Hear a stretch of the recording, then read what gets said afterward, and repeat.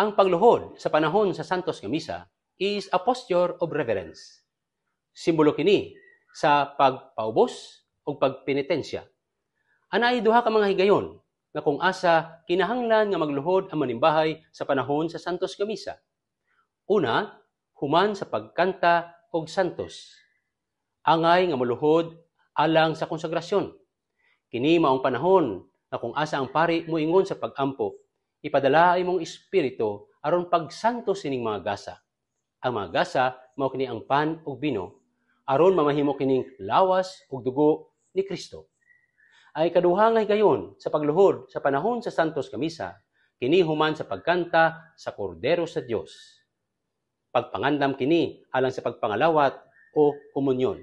Nga kung asa ang pari moisa sa gikonsagrahan nga pan ug bino nga nahimong lawas ug dugo ni Kristo. Ang pari moingon, kini mao ang Kordero sa Dios nga nagawagtang sa mga sala sa kalibutan. Bulahan ang gidapit alang sa panihapon sa Ginoo. Nga kung asa ang manimbahay mutubag, Ginoo, dili ako angay nga mokalawat kanimo, apan ipamulong lamang og mamaayo ako. Mga igsoon, mangluhod kita sa panahon nga kita angay nga manluhod sa Santos nga Misa.